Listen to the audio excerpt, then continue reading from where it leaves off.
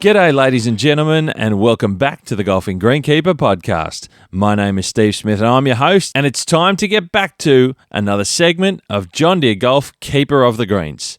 Now, for this one, we are heading somewhere well outside the east coast of Australia, so you'll have to stay tuned for exactly where we're going, and I'll reveal it with you just shortly. But as you know, John Deere Golf are wonderful partners of the podcast, and with their partnership, we continue to bring you some amazing conversations, deep conversations, and deep insights for golf courses from right across Australia and New Zealand. Now, one of the fantastic products that John Deere has available for you, ladies and gentlemen out there, to look after your golf course and manage your teams better is the John Deere Operations Centre Pro Golf. Now, as a superintendent, you're balancing course conditions, staff, machinery, budgets, and expectations often all at once. And that's where technology like the John Deere Operations Centre Pro Golf can genuinely make a difference for you in your life, in your work life, day in, day out. Pro Golf brings your operation into one convenient place, giving you visibility over machinery usage, maintenance history, and course activity, so you can plan ahead instead of reacting. It helps take the guesswork out of daily decisions and gives you the confidence to back them with real data. And I will preface it by saying you're going to hear a little bit more about the Operations Centre Pro Golf in the conversation you're about to listen to. Operations Centre Pro Golf is built specifically for golf course operations, hence the name. It supports better scheduling, clearer communication with your team, and simpler reporting for management, freeing up more time to focus on course presentation and playing surfaces, the part of your job that we all love. It's the core of what we do. Through practical, superintendent-led technology, John Deere is focused on moving your game forward and making the day-to-day job easier, supported by a strong dealer network across Australia and New Zealand. So if you want to know more about the Operations Centre Pro Golf, get in touch with your local John Deere dealership to find out all the information you need and indeed to ask the questions that you need to ask. So you can quickly find that out. Go and visit the John Deere website at deere.com.au. That's deere.com.au. And that's where you can punch in your postcode to find out exactly where your local dealership is. If you're not too sure, if it's the first time you want to get in touch with John Deere and understand a little bit more about their technology, in particular, this one, the Operations Centre Pro Golf, and you can look at all of the stuff that they have available in the marketplace, particularly their machinery as well. And then from there, get in touch with your dealers and talk to them. The Operations Centre Pro Golf is a wonderful piece of technology that can lift the game and the way you manage your golf course by helping you manage your team, communicate better, and then you can rip all the data out that you need when it comes to reporting to your management. It's a wonderful bit of gear, and the more superintendents I talk to that are using Operations Centre Pro Golf, the more I'm hearing about the benefits they're getting from it. So talk to John Deere and find out more about it. Go to deere.com.au and you're going to hear more about it in this conversation. We wait no more. This is episode number 203.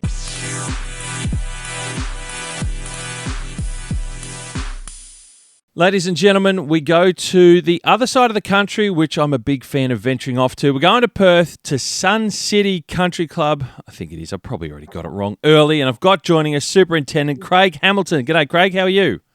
Yeah, not bad, mate. How are you? Not too bad. Thank you, mate. Thank you very much for jumping on the pod. Did I get it right? I didn't do my little research here. Is it Sun City Country Club or is it Sun City Golf? What's it? Sun City Country Club, yeah. I got it right. Perfect. There you go. I'll take the win. Absolutely. I'll take the win. Absolutely. Yeah. Now, mate, I love venturing to WA into Perth and hearing all about the challenges that you guys have, but also there's a lot of different people around in that corner of Australia with different backgrounds, and mate, you're one of them, and yes. I'd love to dive into your background and what gets you to Australia, because people could probably hear there's a bit of an accent there, so we'll get into that as well, mate, and then we'll talk a little bit about Sun City so we can learn a little bit more about what Sun City is. So thanks again for jumping on the pod, mate. Have you ever been on a podcast before? I have not. No. First time around. I've done a lot of different things, but not a podcast. But there you go. There we go, mate. We'll tick that box for you as well, so you can add it to the other list of ones you've done. Now, mate, I start off with Steve's Super 7 questions. It's a little bit of lighthearted entertainment for everyone joining in, and it's usually a bit of multiple choice and things like that, mate. So are you ready to go? Yep, go for it. Let's do it. Summer morning or winter morning? What is your preference for you, mate? Yeah, that's a difficult one. I actually really prefer both. Like this morning, it's absolutely pouring down out here, and I quite enjoy getting out in the rain, getting some clothes on, and getting out there and feeling some weather on your face. But obviously, Perth just brings something that I didn't grow up with, which is a beautiful summer's morning. So I definitely have to pick that. Okay. Yeah. So We'll but go yeah, I do like both. with a bit of both. Haven't had that one before. We'll take that. That's a good answer. Number 2, stripes or no stripes on fairways. Which side of the coin do you fall on here, mate? Stripes, diamond pattern, beautiful. Yes, Beautiful. all over it. I mean, I love it. I do fully admit there's certain golf courses, certain styles, narrow fairways, and they definitely come up good with a block cut or a wipe cut. But slightly wider fairways, I think, diamond pattern just is beautiful. Fantastic. Now, I will be honest, mate. It's early in the morning as well. Yeah. If I do ask you again, if I haven't understood your answer, I do apologise, mate, but the accent is already getting my brain ticking over a little bit harder than normal.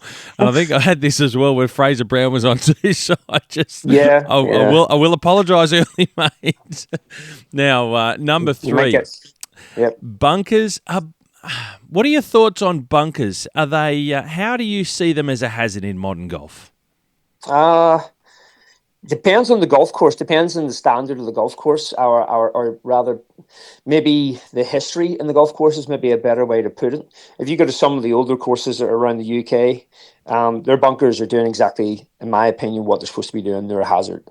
You don't want to go in them. You know fine rightly that if you go in them, you're losing a shot. You're coming out sideways unless you get really, really lucky.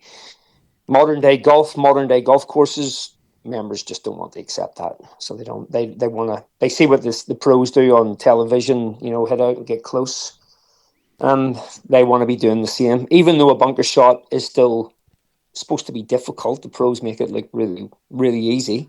Yeah, they but do. They want a perfect lie every time. They want a chance to throw it up and onto the green. And but no, they're meant, in my eyes, they're meant to be a penalty zone. They're meant to be, if you get lucky, you get lucky. But I think 9 times out of 10, it should be, you walk in, you go, oh, balls, and that's the way I think it should be personally. But mate, yeah. I like that. That's one of the best responses I've had, mate. And I wholeheartedly agree with you. Well said. Thank you. Yeah, Number 4, what is your opinion of green speeds? Boy, yeah. Green space. I mean, if you can look at some of the terms for the 150th at St Andrews, they expected a lot of wind. I think their speed was like 10.5 in the stimp, which was accepted by everybody. They didn't get a lot of wind in the end, but I don't think one of those pros complained. They were in a beautiful, beautiful golf course, absolutely pristine, and nobody complained. You look at some of the elitist tournaments in the world, and their speeds are 12.5. Approaching 13, and they'll obviously let them dry out a little bit for the last couple of days and really, really make it tricky for the pros. But day to day, if anything above 10, I reckon is more than acceptable. But once again, there's just so much more media. There's so much more television that people can be watching from golf from anywhere in the world. Yep. And they see the ball rolling out and rolling very, very fast, and people want that when they come to their home course. So yeah, it's difficult to manage it, but yeah, it's one of those things. Very good, mate. Thank you. And it is one of those. It's becoming a hot topic in interesting, different ways, especially now we're seeing, like you mentioned, those sort of 10 marks when courses are drying out or it's a bit windy, and some people at the home tracks go 10. Jeez, is it only 10 sort of thing? So, mate, well said once again. Number 5, do you have a favourite grass variety? Yes and no. I mean, I worked on a course in New Zealand that just had a lot of brown top the whole way through it, brown top bent, and it was just beautiful cutting that. That was a lot of fun. Whether you were cutting some greens, you were cutting the fairways or tees. And it was mainly brown top, and it came up beautiful. Yeah, lovely, fresh, easy cut grass. But I love the hardiness of some cooches, especially some of the hybrid cooches. The hardiness of them is just unreal, and they just sit so tight, sit so beautiful. So we'll take them all. We'll take all that, mate. Yeah. Very good. Two answers again for one question. Hey, and you know what? Sometimes we can't pin it to one, so that's okay. Even though I do every now and then, I'll try hard, but that's okay, mate. We'll take it all on this one. Number 6. What is the most important tool in your shed? Once again, I'm going to give you multiple answers. Okay. It would be completely wrong of me if I didn't say it was the team. Okay. You know? All right. Absolutely. I mean, I know you're looking for a machine probably answer. Yeah, away from the labour. But no, and I appreciate that, because I think a lot of the times that is something that, we can't do our role unless we've got the right team to work around. Yeah. So we'll take that one. I've got a notepad now, mate. You've given us great answers here, so I'm going to take all these down. Let's go. What else have we got? I mean, if you're going to go, so obviously you go away from, that answer, which I feel has to be mentioned because they're so important. But without, depending on the climate where you're working in the world over here, you need your spray rig. Okay. I mean, you could go out there and do palm mow, you do cut grass with triple X, you can do whatever you want. But if you cannot get the right application on your greens at the right time, you're not going to have grass left to cut. Yep. Plain and simple. Well said. There's too many variables over here, whether it's temperature and your wetting agents, whether it's insecticides, or whether it's some fungicides. There's too many variables. You can't not be able to apply that. No, very good, mate. The spray rig. Well said. Great answer. And we know so many people.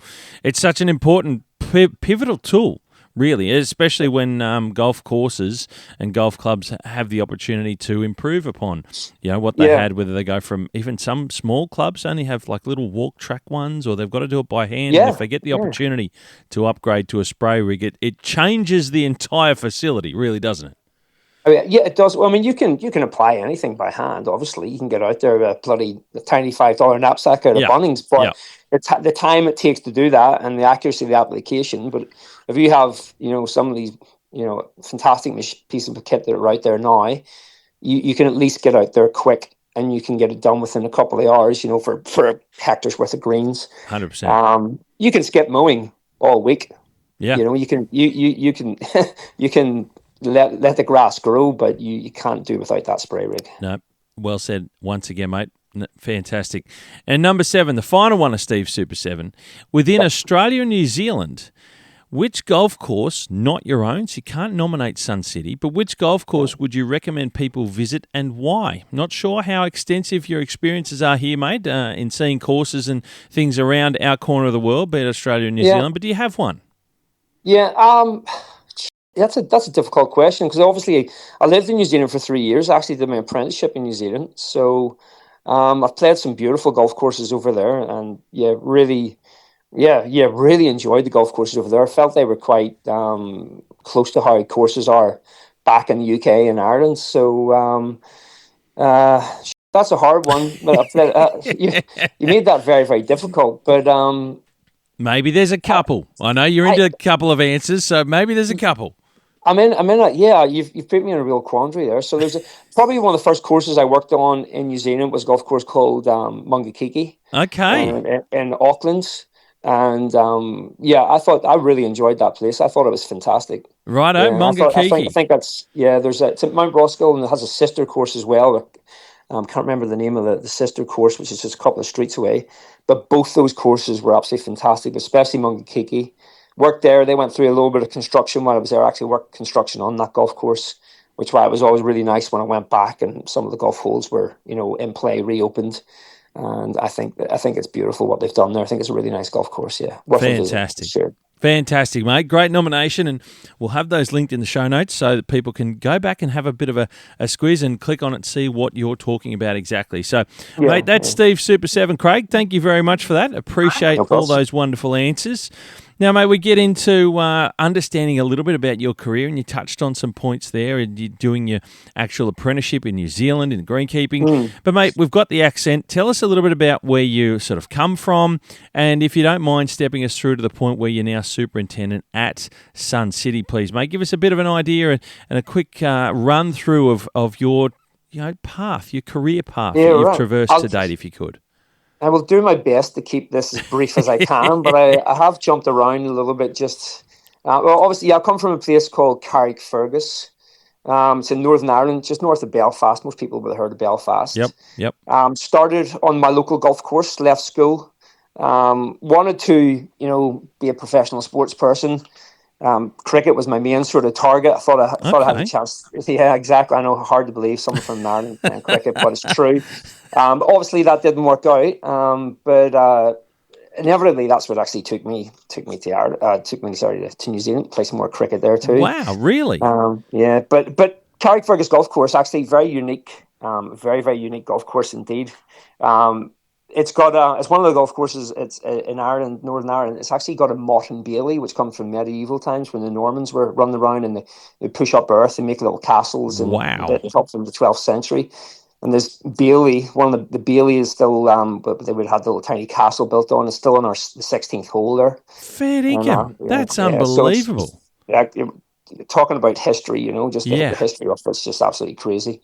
Back home, so that golf course was founded in 1926. I get married in a place called the Old Inn, which was founded in 1614. Worked at Royal Belfast Golf Course, which was absolutely fantastic golf course. Wow. Founded in 1881, and it's actually Ireland's oldest golf course. There you go, 1881. Wow. Yeah, I worked on a few other golf courses over there. And one of the things about the golf courses around Ireland, England, some of the smaller golf courses, they just have some absolutely unique golf holes just within them. They may not be the most memorable golf course in the world, but they may have 2 or 3 holes that are just absolutely fantastic, just due to the shape of the land and how beautiful it is over there. So sure, that sounds unreal. Yeah. So anyhow, as I mentioned, I sort of was chasing going to a warmer climate, went to New Zealand, which was quite, I know some Australians will laugh at that, but it's way warmer during the summertime than it is in Northern Ireland. I can promise you that. So did my apprenticeship in Auckland, worked on a few different golf courses before I took on an apprenticeship at a golf course called Widematter, which was absolutely fantastic. Really enjoyed working there too. Lovely little track. Played a little bit of cricket while I was there. Really enjoyed myself. I was there for sort of 3.5 years and decided I wanted to head back home. So I did that. And there's a few other things I did in between the way. Like I went snowboard instructing for a while. And I worked in a computer store for a while. And I did a bit of just labouring for a while. Just, when you go home in the middle of winter, you can't get jobs in golf courses because everything's frozen. They're not taking on staff. Right. They're letting staff off. So you had to adapt and just do a few different things, Sure. So, okay. So you like the snow to be able to, you were teaching snowboarding? I do, yeah. Really, really, really enjoyed that. But I was glad I took a year or so out to go, and I worked in Japan for a season. Really loved that. Worked in Australia. Well, I came to Australia. The very first time I came to Australia was backpacking, and worked on the Australian in Sydney, which was fantastic. Really enjoyed that. Beautiful golf course, but backpacking, just 3 months. Yeah, okay. Had to move on. I worked in the ski fields before in Australia before I went off to Japan, but once I'd done that, I wanted to get back into greenkeeping. I'd done enough, sort of taking time off my sort of career as such, and actually met my wife at home, who was not obviously only knew her a very short period of time, and she was re-emigrating with her family back to Perth. And I only knew her 6 months and thought, hey, maybe I should come along with you and see how this turns out. And 18 years later, 4 kids later. Oh, wow. What a story. Still here in Perth. That's fantastic. So that's sort of my very brief but long, arduous sort of history of how I sort of got to here. But within that, worked in a few different climates. So obviously from back home in the, very, very cold and very, very wet, to New Zealand, which I find to be quite warm. Yep. in comparison. Mate, I've got to ask the question because we hear this about the UK. And look, hey, I'm not someone who's travelled the world. I've only travelled most of Australia and a little bit into NZ, right? But when I hear a lot of people say how wet it is over in the UK, like we know Australia's quite dry. What's how wet? Like what are we talking when you say it's quite wet? What does that mean? Well, what it means, let's say wintertime can be good because the ground will freeze. So that's good. Okay. So in between that, spring and autumn, or if you do have particularly a warmish winter. What I mean by that is above zero, Okay. and the ground's not frozen. You could Wow. quite easily be driving one of your utility vehicles along and just be bogged up to the axle because you took the wrong turn. Stop it. Just, Really? just off the edge of a fairway. Obviously, the bigger courses or courses are on dunes and things like that. They have free draining soils. Wow. But quite a lot of courses are just built where they are, and Yep. they Just an evolution.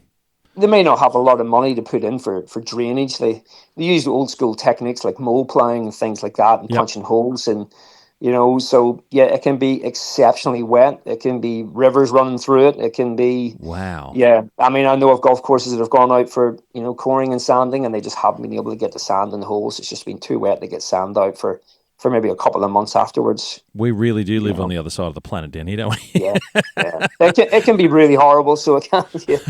And it's one of those things, you can go out mowing in the morning and you just know you're getting rained on the entire day. That's just what it is. Yeah. You're gonna, no matter what weather gear you're wearing, you're soaked by lunchtime, and that's just part of it. I'll definitely take a little bit more of the drier side of life over here. That's for sure. Now, mate, before we move on to a little bit more after your career path there and understanding a little bit more about other things, you mentioned to me the other day we'd spoken was about something to do with some history to do with the wartime, or something to do with something that was found on the golf course that you worked at over there in Northern Ireland, wasn't there? Oh no! I think you might have got the wrong end of the stick there. So, okay. Yes and no. I worked on one of the courses over there called Moyola Park.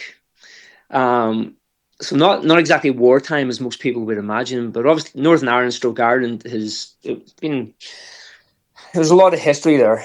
I'm not going to delve into the whole depth of no need history, to go into that. That'll be huge. Two very dynamic groups that sort of oppose each other, which would be the people that see Northern Ireland that should be as part of Ireland, and the people that feel British and that Northern Ireland is part of Britain and separate. So what I actually meant by that was we had some people that I don't know how to put them, but extremists, let's say. And they planted a bomb in one of the bins on the golf course to try and catch a few of us lads out. So stop it! I think it was a nail bomb, as they call it, like an incendiary device or something like that. Wow, catches fire, explodes, and sends out some. Well, I wasn't the morning I was working. I was pretty surprised to hear about it when I came back in on the Monday. I bet you're pretty surprised. It's probably an understatement. General weekend maintenance. You go around, change some holes, mow some greens, do some bunkers, empty some bins if they need emptied. And one of the guys found this device. I was like, oh boy. Whoa, that's a scary moment. Far out. Yeah. Unbelievable.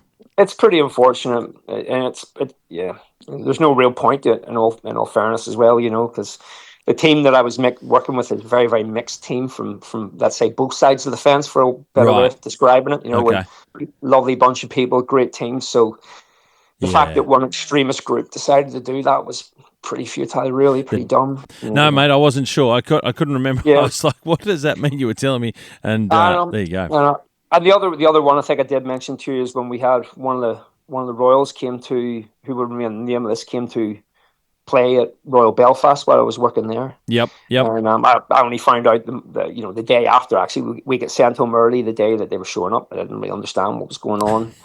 And the next day, it was explained to me we had high profile visitor coming. We found out who it was. We was like, oh boy, this is and they said, the SAS has probably been on site for probably the last week and a half at least. Stop it. Hiding in the trees, watching people, taking note. Who's this guy? Where does he live? Keep making sure. I was like, oh, right, wow, okay. There you go. So they would have been there just scoping everything out, making sure, routines and who's and how's and when's, and you guys had no clue that was even happening before. No, you just get those weird chills feeling going down chills going down your spine. You're like, it doesn't feel very nice here this morning for some reason. I feel like I'm being watched here. You got 7 lots of eyes scoping you out from all different corners of the property. Far out. That's again. We don't see these things, right? We don't have these high level political, influences and personnel around in our part of the world. It just doesn't happen, right? So you're not going to see. I don't think you're going to see that in Perth, mate. To be fair. Yeah, well, yeah. Who knows? Who knows? Maybe we're going to have those G6 summits or whatever it is. But, Oh, fantastic! So, mate, look, your career is you've experienced a lot of different climates there. You mentioned, and you really have, haven't you? Yeah, absolutely. And this in WA is definitely the hardest one to manage by far. Is it really? Yeah. Yeah, absolutely. okay. So why do you say that? You've been there now, you mentioned 18 years later, growing family, big family, but in your career now you've experienced all that other stuff. You've been a while in Perth. Why do you say that so confidently? Well, for me, the two courses that I've worked on over here, both on coastal plains, and the sands over here are just, I think they're the natural sands are just a little bit unique. You watch water, pour a bucket of water on top of them, you just watch that sand, the water puddle on top of the sand. Yep. And the that's hydrophobic sands. Yeah. It's just it's so strange. And you go from one extreme. So, a couple of years back, we had 2-3 frosts where we are. A few other courses inland having way more than that. And then you go to that extreme to summertime where you're getting, plus 30 degrees in, 5, 6, 7 days in a row. And that's nighttime as well. 40-degree days. Yeah. So you've got this, definitely this climate that can swing around. Obviously, it doesn't do that in the summertime. You're not going to get lower temperatures, but you got to manage your water. Managing the water is so difficult. There's obviously restrictions on it.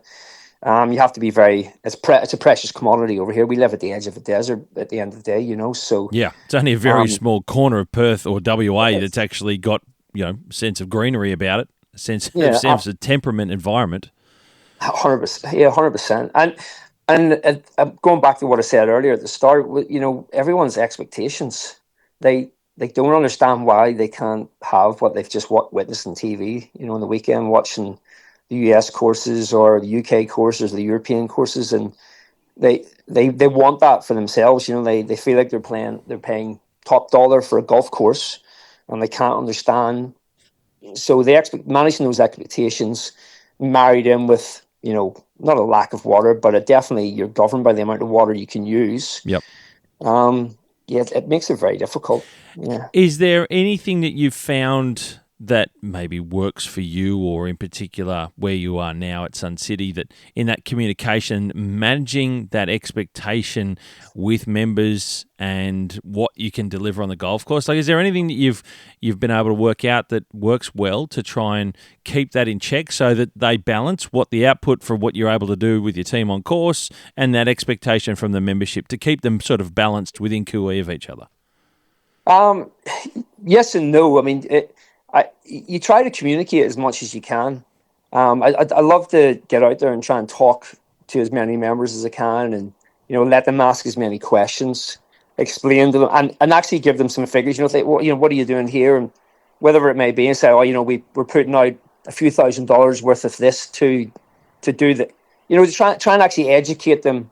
Their ears always perk up when you start telling them the prices of things. Yeah, sure. What, really, that much? And anything to do with the golf course is a high price tag, whether it's just buying course furniture. A bench for a golf course seems to cost 200 more times than a bench for a park. Same with chemicals and fertilizers and turf, and the prices are really extreme. So I do my best to try and educate members as much as we possibly can. Let them know, how far the labour sort of goes. Let them know, we're at mowing fairways. That's 8 hours of mowing in 2 days, or if it's 2 people going out, that's 8 hours of mowing this morning, 4-hour sessions, things like that. Just try to let them know how difficult and how much things cost, and hopefully they realise when they start measuring against what they're actually paying, it's not as extreme as some of the major golf courses that are here in Perth, paying way more to be a member. Yeah, sure. One question that just jumps into my head a little bit is that you mentioned there about having them ask questions. Do you think the accessibility of members, or the membership more broadly, in talking directly in some capacity to the greenkeeping team, to the superintendent themselves, is that helpful or a hindrance, being that they can ask questions, that are literally on the top of their mind, that are important to them? Yeah, I think they definitely have to be able to talk to the team. Now, the greenkeeping team don't always understand the ins and outs of what's led them to the point of, say, returfing somewhere or applying some chemicals. They don't always get the behinds that, or they may not also know how much that costs, the Yep. involvements in that. So yeah, definitely want the team to be approachable and to have at least enough knowledge to answer some questions. Talking to the superintendent is crucial. I know a lot of superintendents out there don't enjoy talking to people at Yeah. all. Yeah. It's just Yeah. the nature of the beast. But I think you have to manage people's expectations. I think that's the hardest thing to manage, really, and you have to manage their expectations, and you have to give them the answers. People have questions, you have to give them and they don't always like the answers they get. Sure. That's got to be said too. Yeah. And Yep. on a blue moon, some of them would just won't even want to accept the answers. They just think you're blatantly lying to them for some reason. But Yeah. We've all been there, I think, too. That's for sure. yeah, but you have to be able to give them the information. If they can't understand something, you have to educate. You have to tell them why they can't have Augusta National. Yep. So and that's a genuine reality of a lot of it too. Sometimes is that they do go away, and now we've got golf on every weekend somewhere on the planet, and they're at high level golf courses, not the local, the local members course or even public golf course that they might play golf on. This is high level stuff with big TV rights and a lot of inputs and often 12 months of preparation to get to US Opens or whatever it might be. It's pretty easy step for a golfer that doesn't understand what it takes to look after a golf course to go, oh, well, this is what they're doing over there. Why can't we have that? Absolutely. And I would like to say one more thing in this matter too. Being from living here in Perth and working in a few other different courses around the world, the people here in Perth they do an absolutely amazing job. Nearly every golf course that I've visited here has been in fantastic nick. The greenkeepers, the top flight golf courses, you expect that around here, and they're doing a fantastic job. Don't get me wrong, all the superintendents. But some of the sort of second tier golf courses that I visit, the greenkeepers are doing an absolutely fantastic job over here with limited capabilities, money constraints, staff. So hard to get good staff. Just get staff that want to be greenkeepers, Full not stop, good staff. yeah. Just people that actually want to be a greenkeeper it's few and far between. So I've got to give a big shout out to all the other supers around Perth, because I reckon they do just an absolutely fantastic job. So they do. Every time I go to visit their golf courses, they're just absolutely great nick. So they are. Any time of year. So mate, 100%. I think I learned a lot 2 years ago when I went over to Perth and was able to catch up with a few people and visit a couple of courses. I was blown away. Like only because I had an idea of what the climate is like and a little bit of the environment. Once I learned a little bit about the sands, I was even more blown away, and the water, not to mention the water. But I think if you wrote on paper and you some of the details of the environment, the climate, the sands, the soils, and the temperatures and the water challenges of Perth, and you slid that across the table to someone that's never been to Perth before and said you had to manage a golf course with cool season greens and whatever, they'd probably sit there and go, no one will build a golf course with those conditions. Like, it's just not going to happen, right? But here we are. The odds are against you. It's staggering. Like, I was gobsmacked, and at some points I just kept shaking I still do, at how incredibly well done and well maintained the golf courses over there, plural, of any level, if I'm being honest, because on paper it's a place you wouldn't go near with a 10-foot pole, if I'm being blunt. It's incredible. It is difficult. It is the odds are definitely stacked against you. So yeah, everyone does a good job over here for sure. No, sensational. Now, mate, tell us a little bit about your time in Perth. When did you get to your greenkeeping career in Perth, and where did that happen for you? Yeah, so I think I've been in Perth now 18 years. Since having children, the time just absolutely flies past. It's hard to actually keep track of everything, especially with four of them running around. But I think it's 18 or 19 years ago came to Perth. I worked at I got a job at a local government facility when I first started, and it was Hammersley Public Golf Course. Oh, beautiful golf course, and that's working for a local government over here. And I don't want to criticize local government. I don't want to be on record criticizing local government, but they have their structures in place and how they go about their business, and they stick to that. And I get that it's such a huge operation. but that was also another challenge, is trying to be a greenkeeper and trying to, develop a golf course and bring it on and make it better, and what you imagine most greenkeepers and superintendents would try to do. That was difficult to work at a local government golf course and then, sort of fight the constraints that they have with the rules and regulations just to sort of try and move forward. They were almost happy just keeping it as is. Different expectations from within that local government body, and you're a much smaller cog in the big machine as opposed to a golf club, which is you're almost the biggest cog in the machine, right? Yeah, absolutely. So very, very strange indeed. It's almost like they hire you to come and win the race, and then they throw hurdles at you while you're running that race. But but we got through that 10 years I was there. Okay. And I did enjoy the better part of it, but it definitely taught me a lot of lessons. So it did about that sort of business. I moved to Yanship. I was still working at that golf course. I moved to Yanship when my wife and I found out we were having twins, which is our third and fourth child. Two for the price of one. Yeah. So we outgrew our house and almost everything overnight, finding that out. So we moved to Yanship, which was a bit further away from where we were living, further out of Perth, just to try and find a house that we could fit everybody into. Yep. And lo and behold, it was right beside the Sun City Country Club here. So I played here once or twice before, so I knew how beautiful this place was.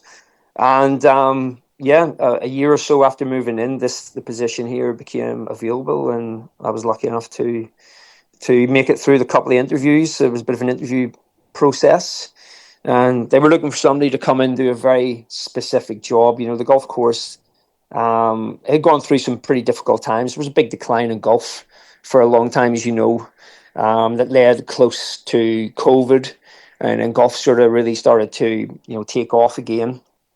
So they needed somebody to come in and help motivate the staff again and help sort of turn this golf course around and try and get it back into, how it was back in the day, an absolute championship golf course. Everyone loved it. So that was my main sort of tasks I was given.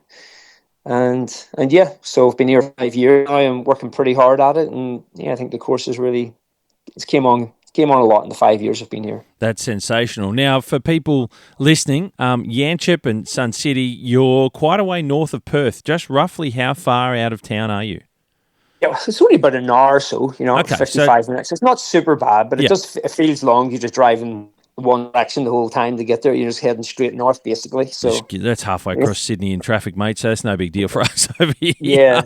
So it could be a lot worse. On a map, it looks like it's a long way out of town, but about an hour's drive. So it's enough to get you feeling like you're in a little bit of a different part of around Perth City. So, and you mentioned that. So you've been there for 5 years. Tell us a little bit about. You stepped into the role as superintendent straight off the bat at Sun City, and you've obviously spent a bit of time getting the team right. Tell us a little bit about your team and what makes up your team looking after Sun City. So the team's changed several times since I've been here, as most greenkeepers, most superintendents will tell you. It's very difficult to keep people in this industry, and I won't go into the dynamics of that. Everyone understands that. Anyone that's a greenkeeper listening already understands it. But at the minute I've got 2 apprentices who both young and absolutely fantastic. They're just taking to this job like a duck to water, and they both love it. And I think they've both got a very bright future ahead of them. My past apprentice has just finished up. He finished up a year or so ago, and he went off to the US, and he's going absolutely fantastic over there. It's Callum Mickliffe, and he's doing an absolutely fantastic job over there. He's loving it, and he's really stepping up. We have a couple of qualified team members, which is good.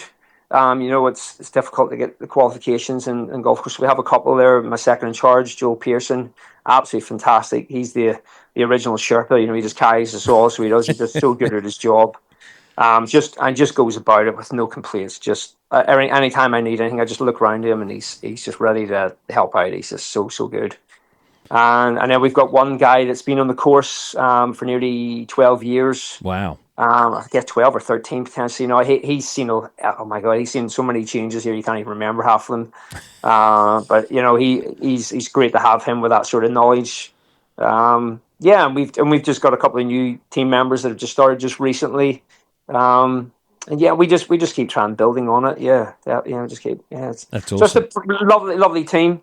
Lovely team. The two team members that just started, they've only been with us maybe 2 weeks, so they're learning what it is to be a greenkeeper and Yep. start at 5 a.m. in the morning, and go out and have to work in the rain because members still expect the course to be mowed. So regardless, when they show up and the rain's finished, they don't understand why it's not cut. So Yeah, for so sure. yeah.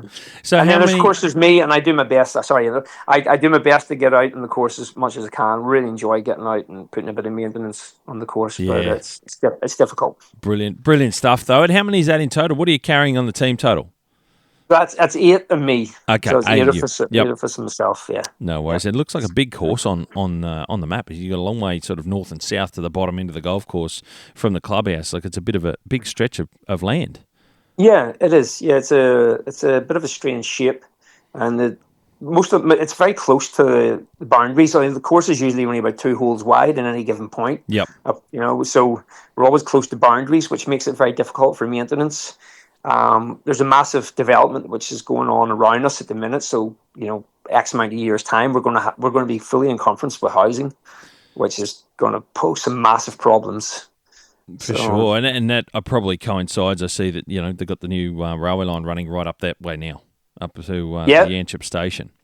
That's within a K from our front entrance. Yeah, right. And that also brings brings some positives. It also brings some negatives. We have people that are just hopping fences now and cutting through. Oh wow! Like, what are you doing? You say, "What are you doing, buddy?" And say, "Oh, I'm on the way to the train station." Okay. Yeah. Oh, okay. That's random. All right.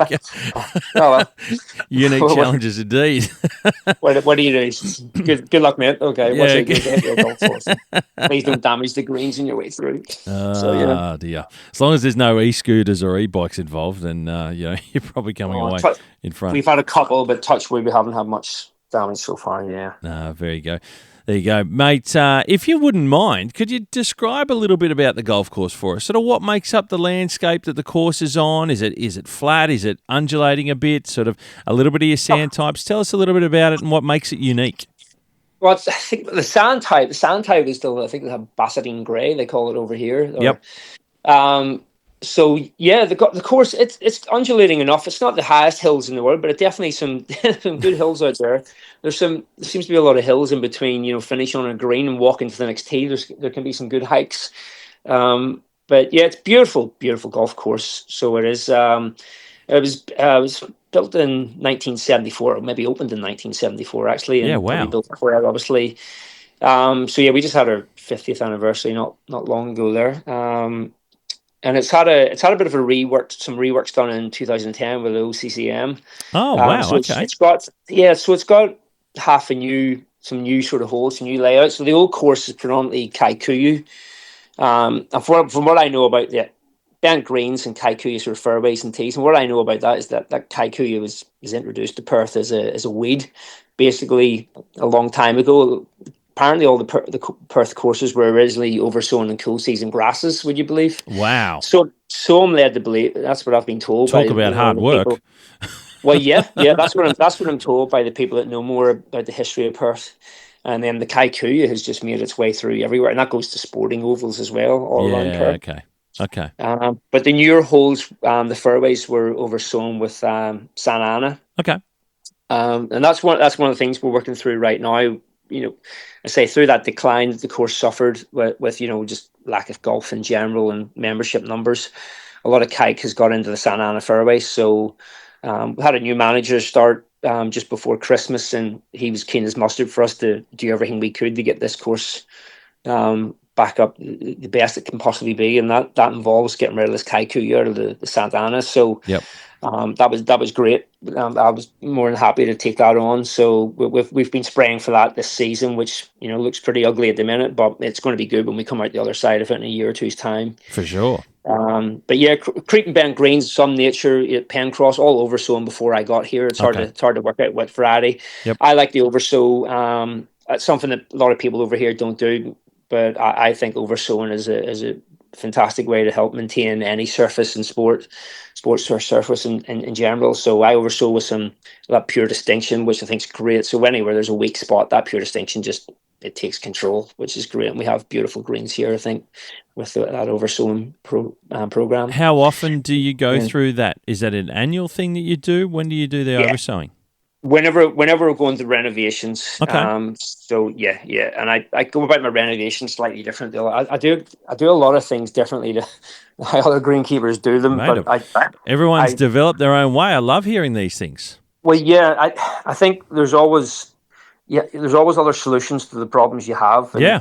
your problems aren't always unique, absolutely, but you're in a unique site, and you have to learn how to manage your site, and that takes some time. I think for any greenkeeper will tell you that it takes some time to understand the site that you've taken on, and then you find ways of managing it. But yeah, I oversow when it comes to renovation times. We double scarify and drop seed straight into those groove lines. Okay. Yeah. Then we'll put 10 mil of sand on top, and then we'll punch solids through that. Yeah, right. Okay. So we will have ninja tined maybe 3 to 4 times through the year previous, and that's ejecting a core. Yep. And we'll try to ninja tine at least a week before we do the coring and sanding. So we've still removed some material and still created, some cavities in the greens. But then I like to top dress and punch through that top dressing with solids, and we're getting some fantastic results doing that. Yeah, that's what I was going to say. You found that's something that you're getting good results from developing this program in the time that you've been there. Yeah, we're still diluting that thatch through the year, and then double scarify really removes a hell of a lot of thatch out of that surface. And yeah, I think it works best. And the recovery, they bounce back great. Yeah, no, it sounds fantastic to hear, mate. I've not heard anything quite like that before. It's good. Like I said, for me and for people listening, it's good to hear the different methods and way that people go about solving some of the challenges and dealing with their problems. Like you said, a lot of the problems are common, but you develop and work through in different ways that you see to try and solve some of those problems. It's great to hear. Yeah, well, I've been doing this now for 3 years. I think this will be, maybe this could be the third or fourth year now. But anyhow, I've been managing monitoring and managing the thatch layers, and they're not increasing. So we're carrying on with regular dusting, which has helped dilute that layer. So Yep. Yeah, so far so good. If things were to change, I'd rechange the practices again. We'd go back to the bog standard normal sort of coring that people continue on with, but I believe there's more than one way to sort of skin a cat. So yeah, no, exactly right. I think it's incredibly important not to just take what you may have experienced in your career growing to wherever you've got to as in your career path to getting to a superintendent's role, for example, and just doing the same thing. I think it's important to critically think about what you've got at what's in front of you, what you can do, and what's at your disposal, and then sort of breaking down all the different ways of going about business and seeing what works and developing your own methods and plans to deal with some of those challenges. I think that's the best part of greenkeeping as well. Absolutely. I mean, and if you don't change anything, how do you expect different results? I'm always striving to get better results, so I have to keep. I like to keep, changing things up, or at least tweaking what's working, so we get better results. 100%, mate. I want to touch on, I know that you've got a number of John Deere machines in your shed now, and they're partners of the podcast. So if you could, mate, tell us a bit about what you like about some of those machines, and what's it like having the support of John Deere, essentially as a bit of a partnership in part of your team, helping you look after Sun City. Yeah, absolutely. Yeah, working all over the world, I've worked with, a million different types of machinery, some you've never even heard of before. So can definitely see the benefit in what is a quality, well thought through, well designed, well built machine. So yeah, I've used John Deere equipment in other countries and other golf courses. John Deere were, very, very helpful when it came to looking at purchasing new machinery, demoing that machinery. Definitely talked about the aftercare, being in Perth again, being so far away. Yep. If you don't have a massive big warehouse full of parts ready to go, then you're waiting a very long time for bits and pieces to show up. And then to be able to have the right people to give a call to and know that they're going to spring in the action for you and organize those parts and have them coming down and either bring them up themselves, as we talked about, not in the city, not in the CBD by any means. So so things like that. The reps have done that. They've little bits and pieces to keep you going, and they'll jump in the ute and bring them out to you, which is so good. Yeah, the machinery is fantastic. And obviously, we talked about that spray rig. It was one of the first GPS ones around. Yeah, wow. Okay. So we got that. Lucky enough that the course, the management and that listened to me at the time and allowed me to purchase it, because it's such a huge chunk of cash. As I say, nothing's cheap. It's an investment, right? It's a real investment. But as I said before, without something like that, so then we've gone from you go to an absolute extreme. You go to have one of the best pieces of kit you can possibly have, with targeted GPS spraying. Saves you money every application compared to what we were doing previously, and that's just absolutely fantastic. That marries up as well with that. I was one of the first, I think, around, definitely the first in WA, but one of the first in the country to start using OnLink, which is their operating sort of software. Not Operations Center. I use Operations Center now, but OnLink was just their sole operating software for doing workboards and planning. Okay.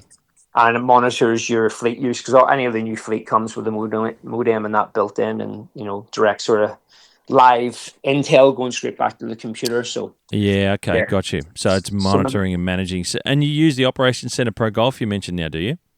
Yeah. So it was rolled into Operations Center now, as they call it. So it's now a part of that. So it hasn't changed an awful lot for me. I still use the exact same sort of software. And you've found that helpful in managing the fleet and maintaining your gear and keeping on top of it. Gives you numbers as well, doesn't it? And how long things are taking and all that sort of stuff. Yeah, absolutely. So if there's any of our queries or questions about that sort of side of things from management or the golfers, again, all the data is right there to be given to them. There's no querying the facts. The numbers are right there.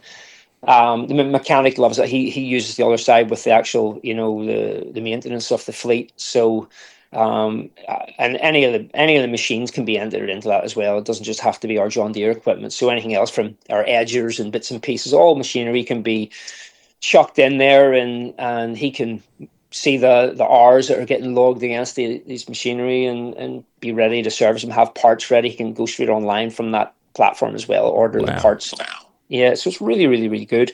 I love the workboard side of it. I can see exactly what I'm planning. Starting at 5 a.m., getting up early in the morning, coming here. I'm not always the sharpest knife in the drawer. So I like to do my workboard the day before, so I can really have a good think about it. Or that the evening previous, maybe in the house, I can open up a laptop and I can have a real good think about what we're going to try and achieve that next day, and have a workboard ready to go for the team when they show up. Yeah, wow. Okay. I think it's a really good feature. Mate, these are all modern things that I am incredibly impressed by that weren't around when I was a superintendent. So I hear a lot of this stuff, and I hear superintendents talking about, some of these bits of equipment or technology. The GPS sprayer still blows my head every time I see a video of it or whatever. It's a staggering piece of gear. I mean, I've got to ask, and I don't know that you've got any numbers, but was it a significant change in the efficiency of your products that you use from time to time with the GPS sprayer?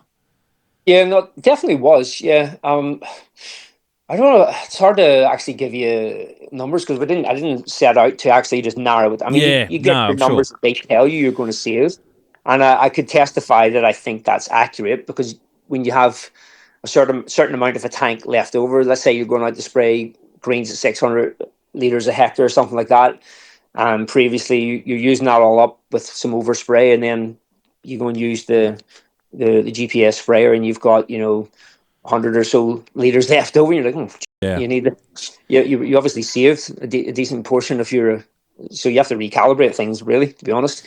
Yeah, so you can actually get the right accurate calibrations, because if you're saving that much, your calibration's going down. So indeed. Yeah, no, you definitely save a lot. You save it way more when you come to the big areas. So you're spraying fairways. And I say, obviously, like I mentioned before, spraying out the Kaiku. Anyone knows the product we use to spray that out. It's very expensive, so you want to be as tight as you can with that. Sure. Now, we touched on earlier, mate, about water being a challenge in Perth. Can you describe to us what your water source is, and how does that bring any challenges to you maintaining the course? Yeah. So a few challenges, quite funny challenges, really. We got 3 bores on site, which is great. The bores fill up our lake, and then we pump out of our lake. Okay. So the challenges involved there is, obviously, you've got maintenance on your bore pumps. Yeah, right. And then you've got maintenance on your wet well pumps in your lake, Right. and everything that's connected to that, all the controllers. So there's obviously more money involved the larger the infrastructure. Yeah. And when we also have when we have bushfires, we have the helicopters coming in and Oh, grabbing the wow. water out of the lake. So play has to stop, and they have to turn off if the fountain's operational. Let's say I live close, I rush in, turn off the fountain so they can be unimpeded. Because I've got some massive helicopters coming in these days now. They're absolutely huge. Yeah, I think they're getting bigger. They had a couple of Black Hawk helicopters. Wow. Now sucking up water. Yeah, like the US military ones that set up for water bombing. So really? That's probably not the the difficulties you imagined I was going to say with watering, but it does cause a few issues. So but with the water, we have an injector, and I reckon the injector over here is crucial for adding whatever product you see fit. Yep. On your site. And I've got a product that I'm using over here that I reckon is you make 1 liter of water worth 2 or 3 liters. You're not wasting it. You're getting into the surface, and you're getting it off the surface, and you're getting it below the canopy where it needs to be. I think it's absolutely crucial to have an injector over in this climate and get water, off the top of your grass and into the roots as fast as you possibly can, especially when it's hot evenings. Then obviously we have these dry sands, and people just expect us to be able to grow grass. Why can't we have more grass? Well, we're limited the amount of water we can use. Yep. The watering window itself is huge. I'm up to 12 hours in the middle of summertime. Wow. They want more tea times and things. It's really, really difficult. I mean, what do? They want a premium golf course. You need to get the water on the course to keep it right. Yet they want more golf on the course and want less water on the course. And it's a balancing act, right? That equation just doesn't work. Yeah. So it doesn't. Somebody's got to give something somewhere. That's the push and pull of maintaining a golf course and having lots of golfers on to enjoy it at the same time and make money as a business. Absolutely. And then we have, we get some high calcium concentrate in our water here. So that brings another problem with locking up nutrition in the soil. We have to use products to, try and flush that and make it available for the plant to actually use. So yeah, you get multiple problems. So, and of course over here, they're talking about water restrictions coming in certain places. Certain sites have already been hit by that, I believe. Whether you talk a 5% drop or a 10% drop or a 20% drop, but it's coming, as I said before, water's precious. So in the future, it's only just going to get harder and harder. So it means either the amount of water we put out is lowered. Obviously, that's an obvious statement, or we minimize the amount of green grass we have.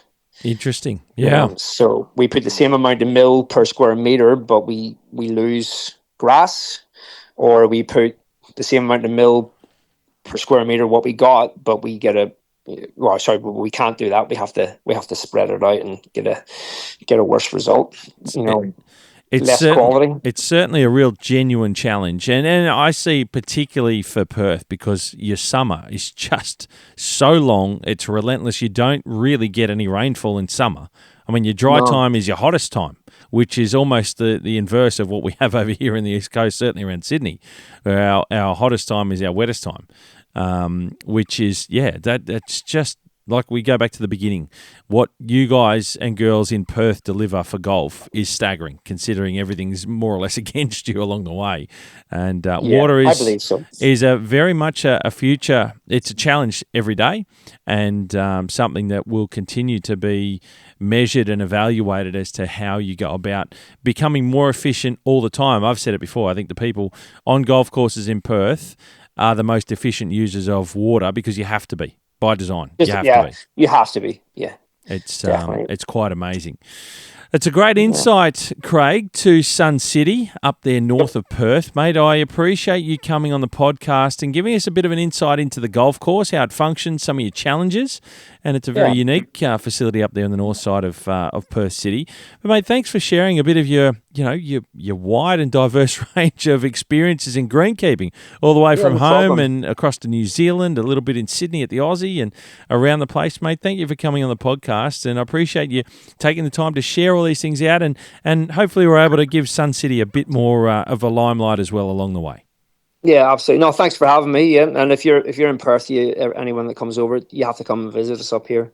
It's a fantastic golf course. So yeah, come and visit us. Come and play the course. Absolutely. Craig Hamilton, Superintendent of Sun City Country Club, thank you for jumping on John Deere Golf, Keeper of the Greens. My pleasure. Thanks for having me.